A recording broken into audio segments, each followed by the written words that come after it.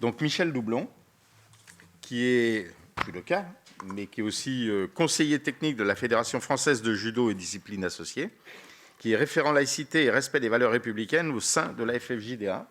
Je ne sais pas si tu as d'autres titres ou... D'autres missions techniques, mais qui n'ont pas de rapport direct avec le thème d'aujourd'hui. Bon. Merci. Bonjour à toutes et à tous. Alors, dans l'intervention que je vais vous faire, vous allez retrouver une continuité non seulement dans le prénom de l'intervenant, mais également dans la thématique qui a été abordée et également avec certains thèmes évoqués par le docteur Lébard. Je vais vous présenter un panorama, ce serait un bien grand mot, mais plutôt un focus sur certaines problématiques que nous avons rencontrées au sein de la Fédération de judo, la façon dont nous avons pu les traiter et le plan d'action que nous avons mis en place pour l'avenir.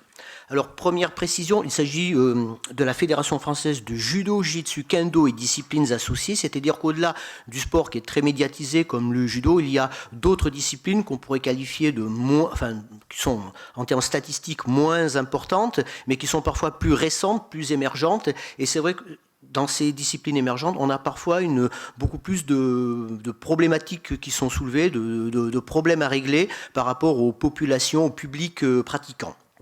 Alors, quelle situation avons-nous rencontré ? À quelles problématiques avons-nous été confrontés ? Ce sera un des aspects qui sera abordé.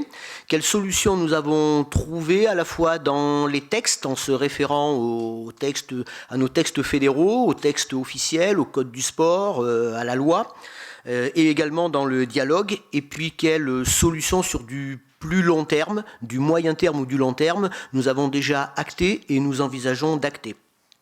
D'une façon générale, chaque fois qu'un cas de figure se présente, on essaie de le résoudre par un positionnement qui repose sur 3 piliers.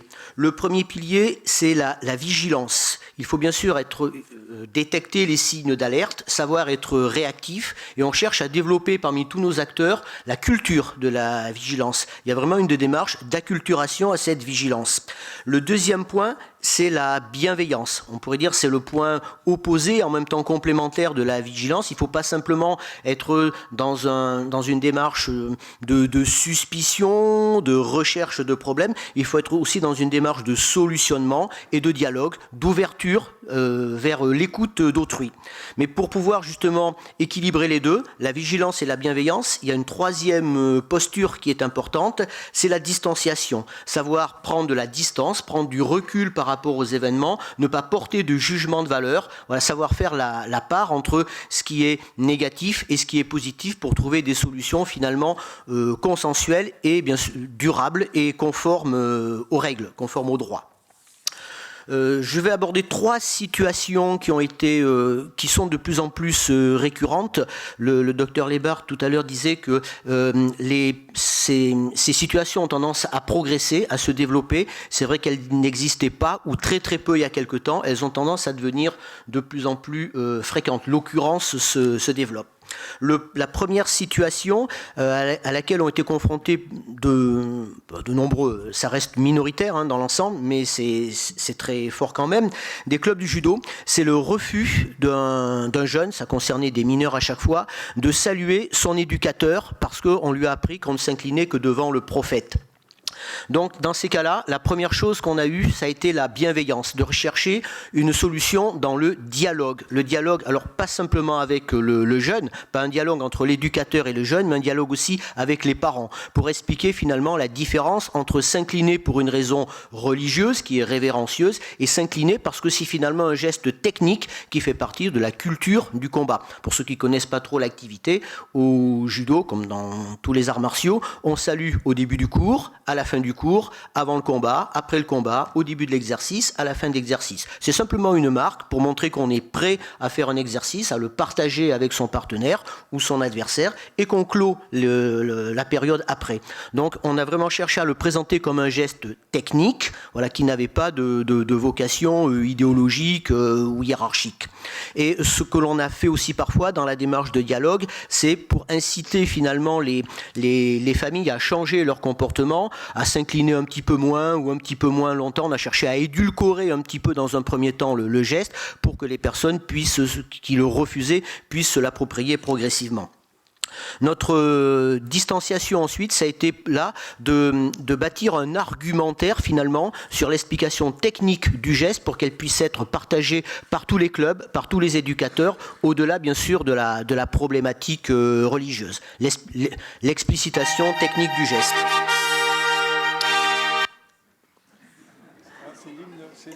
Et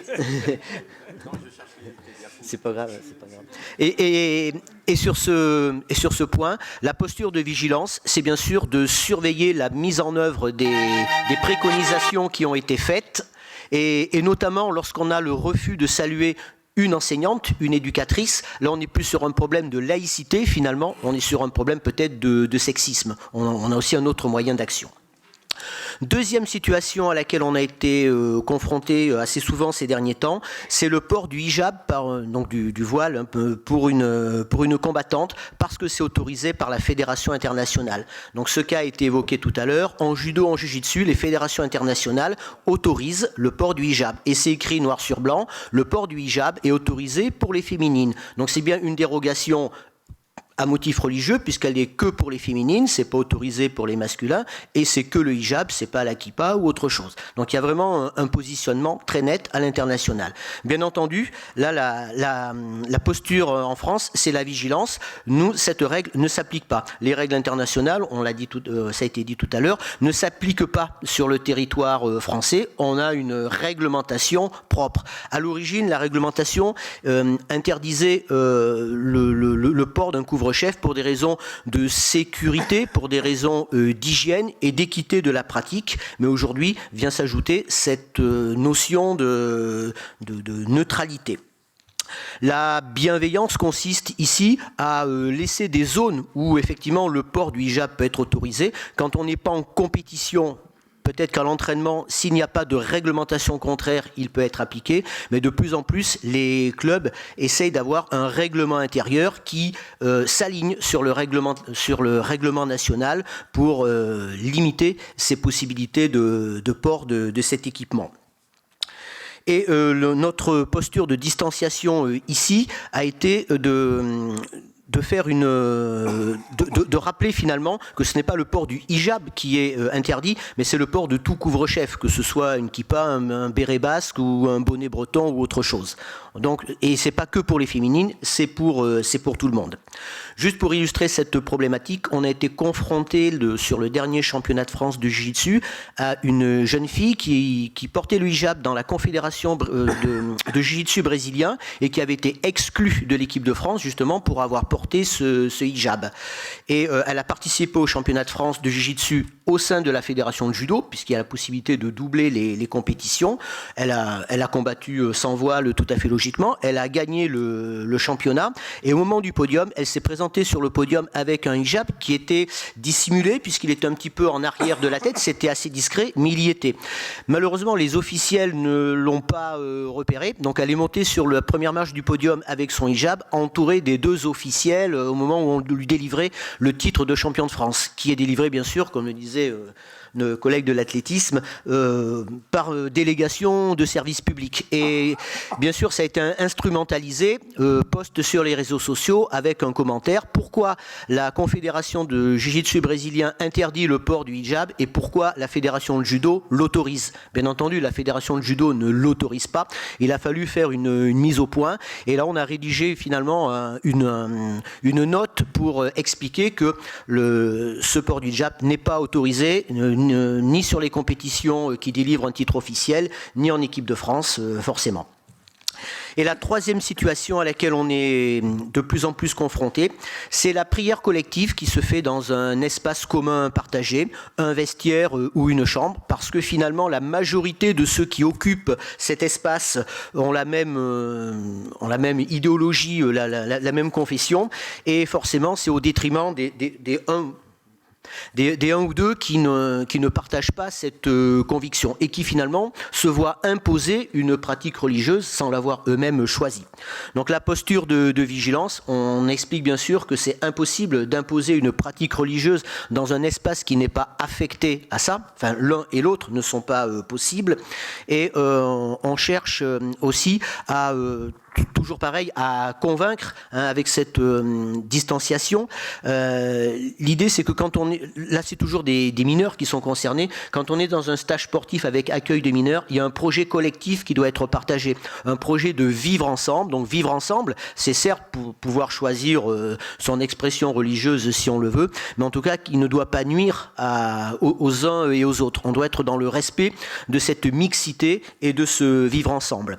La bienveillance a pu aller parfois dans certains cas sur des stages très longs notamment où on n'a pas finalement une grande liberté à pouvoir affecter des espaces de prière pour chacun à condition bien sûr de respecter une égalité entre toutes les expressions religieuses, mais ça c'est un petit peu ce qui se passe dans les aéroports où on a des espaces de prière qui sont affectés par exemple, mais la difficulté bien sûr c'est de trouver un espace disponible et pour un organisateur de stage c'est une location de salle en plus et puis une contrainte supplémentaire à mettre en œuvre. Là, c'était des cas concrets qui ont été solutionnés ponctuellement, au-delà des solutions ponctuelles qui ont pu être créées, sur du plus long terme, sur du moyen terme, comment envisage-t-on d'agir? Notre démarche est de sensibiliser tous nos acteurs à ces phénomènes, à ce principe de laïcité et aux valeurs républicaines. On a une grande campagne de sensibilisation, voire de formation qui est en œuvre, et le but c'est pas simplement de faire des actions au coup par coup, des one-shot, mais des choses beaucoup plus durables qui vont s'inscrire dans la durée pour véritablement inculquer cette culture des valeurs républicaines. Ce que nous avons déjà mis en œuvre, c'est développer des argumentaires qui peuvent être largement partagés par les différents acteurs qui peuvent les relayer dans les clubs auprès des différents publics, les sportifs, les arbitres, les éducateurs, etc. Nous formons également un réseau de référents valeurs républicaines et laïcité. Donc actuellement, on a 4 référents nationaux qui sont identifiés et on cherche à avoir un maillage du territoire. On en a quasiment un maintenant sur chaque région pour pouvoir former le plus grand nombre former ou sensibiliser en tout cas le plus grand nombre d'acteurs possibles. Les jeunes sportifs qui sont dans nos structures, on a au moins un pôle espoir par région, donc ça fait beaucoup de monde à former. On a un agrément collectif sur les services publics, donc beaucoup de jeunes à former dans le cadre de la journée de formation civique et citoyenne, plus tous les éducateurs qui sont en formation pour un diplôme professionnel. On met en œuvre un gros battage sur cet aspect formation. Les projets en cours, ce sont pour garder un effet encore plus durable, des affichettes promotionnelles dans les dojos. Par exemple, il y aura bientôt une campagne de communication. Le judo, c'est pieds nus, tête nue. Alors bien sûr, quand on dit tête nue, il y a un message fort par rapport à la laïcité, mais quand on dit pieds nus, c'est purement par rapport à la culture. Mais du coup, on fait d'une pierre deux coups, c'est-à-dire qu'on fait passer un message technique, avec un côté hygiène également, et c'est un aspect comme important. Et notre dernière chose, c'est qu'on a créé on a déjà créé un module de formation. Pour l'instant, c'est juste un module sur la posture, justement sur ce triptyque que j'évoquais tout à l'heure, bienveillance, vigilance, distanciation. Un deuxième est en cours pour la rentrée sur les violences physiques et sexuelles. Le troisième qui va arriver, c'est celui sur les valeurs de la République et la laïcité. Et le quatrième, pour reprendre un panorama complet, ce sera celui sur les dérives et les addictions. Voilà, mon intervention normalement se terminait là, mais je vais quand même rajouter une petite chose qui n'était pas prévue par rapport à ce que disait le docteur Lébar tout à l'heure. Il y a des zones de non-droit. Et une des difficultés à laquelle on se trouve confronté aujourd'hui, c'est qu'en tant que fédération, on ne peut agir que envers nos licenciés et que envers nos clubs affiliés. Et dans ces pratiques là émergentes que je disais tout à l'heure, notamment les pratiques de jiu-jitsu ou de newaza brésilien, à côté du club affilié, se développe une autre structure associative qui n'est pas affiliée. Et les pratiquants là ne sont pas licenciés, ils pratiquent librement. Et là, on n'a aucune prise sur eux. Et pour peu en plus que cette pratique se fasse dans une salle privée, dans un dojo privé, donc il n'y a pas de subvention indirecte, il n'y a pas de recherche de financement public, ils ne sont pas obligés de signer le contrat d'engagement républicain. Et donc on n'a pas de levier sur eux. On n'a pas de levier sur eux. Et même comme ils ne demandent pas de subvention, le principal levier qu'on a, c'est effectivement l'arme financière pour faire mettre en règle les structures. Et là, malheureusement, on le perd. Et là, on n'a pas encore de stratégie, mais on a anticipé le problème. On espère trouver une solution. Je vous remercie.